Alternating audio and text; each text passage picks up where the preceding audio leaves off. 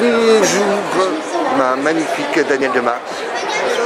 On va t'appeler maintenant, comment tu t'appelles? Daniel Demar? Daniel Demar. Daniel Demar, ça va changer, ça toujours. va changer. Bienvenue à cette fête du livre, édition 2017, Oui. qui est les 20 ans de cette fête du livre, Oui. très symbolique des combats contre le Front National, Oui. que Toulon a vécu il y a plus de 20 ans. Oui. Et aussi, tu es présente aujourd'hui avec ce livre, Toulon nos résistances, ce livre interdit. Hein, c'est vrai, qui aujourd'hui se dévoile au grand public. Oui. Et je te remercie pour avoir écrit cet ouvrage qui, je pense, a dû être très très dur pour toi. Oui, c'est-à-dire dur et à la fois enthousiasmant, parce que c'est des étapes de vie.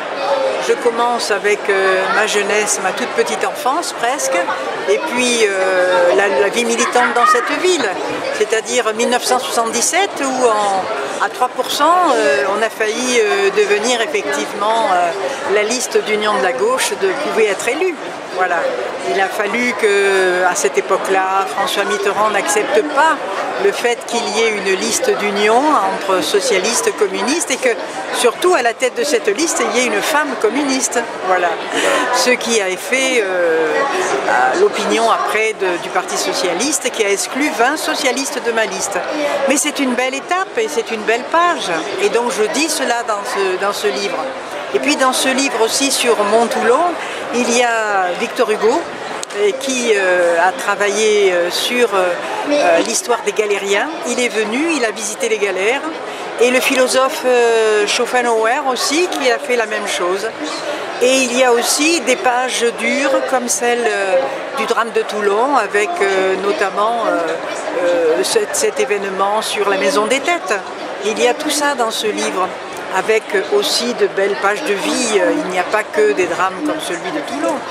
Il y a aussi les belles luttes de la navale, et qui partaient de la Seine avec Monseigneur Barthes, qui nous avait rejoint à la tête de la manifestation sur Toulon. Donc de belles pages.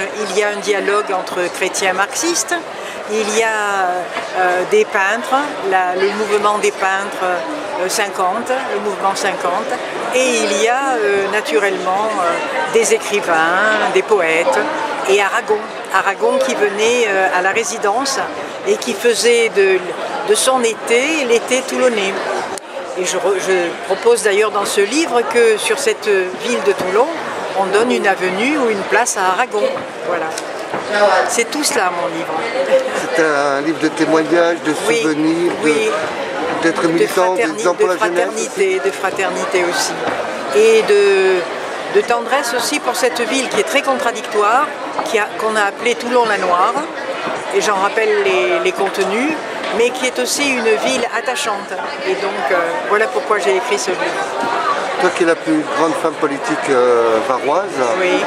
Comment tu vois alors aujourd'hui, après on est 20 ans, cette fête du livre, quel regard tu portes sur les mots, sur la jeunesse Toujours la notion de résistance, toujours. Mon amie Marie-Claude Vaillant-Couturier, qui a été déportée à Auschwitz, qui était une grande intellectuelle, m'a toujours dit, Daniel, sois vigilante sur la question des libertés. Donc il faut que nous restions vigilants sur la question des libertés. Mais dans ma ville aussi, il y a eu à un moment donné, quand il y a eu cet attentat sur Charlie, il y a eu une ville en mouvement, et je me rappelle de ce ruban humain qui a traversé toute la ville et qui disait « Nous sommes tous des Charlie ». Et ça, c'est le plus beau aussi que nous ayons vécu dans cette ville. Les libertés, la défense des libertés, ça reste quelque chose d'important.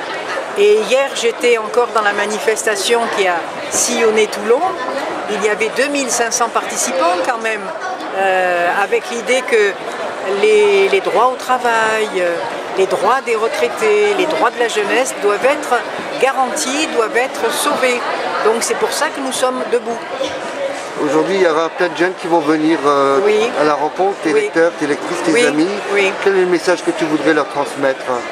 Leur transmettre le message de rester debout, intact, face aux difficultés, à l'austérité, au programme de Macron qui est dur, et de ne rien douter, parce qu'ensemble, on est la force de l'avenir.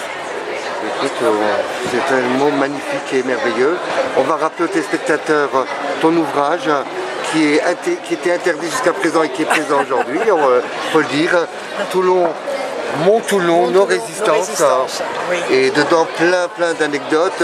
Oui, qui font la vie l'histoire. de cette ville. Voilà, qui sont tes secrets parce que tu as été une très grande élue pendant de nombreuses années. Je me rappelle aussi de ce combat. Quelques mots pour le combat concernant l'amiante. Comment des messages. Je continue sur l'amiante parce que rien n'est fini, rien n'est achevé. Et il y a un chiffre terrible. En 2020, il y aura eu en France 100 000 morts. Donc moi je dis qu'il ne peut pas y avoir acceptation de la déclaration du parquet de Paris qui demande aux gens touchés par l'amiante le moment où ils ont été amiantés. Ce n'est pas possible. Ils ont pris les poussières d'amiante et ils ont le droit d'être défendus à partir notamment de leur état réel. Et je suis solidaire de l'avocat Maître Tessonnière qui continue lui aussi à défendre les victimes de l'amiante. Ce n'est pas un combat d'hier, c'est un combat d'aujourd'hui. Ouais, voilà, écoute, tu as tout dit. On te souhaite une belle fête du livre et donner plein de résistance à notre jeunesse, à notre Toulon. Et félicitations Danielle, tu es pour moi un exemple et pour nous tous un très grand exemple de vie et d'humanité. Merci infiniment.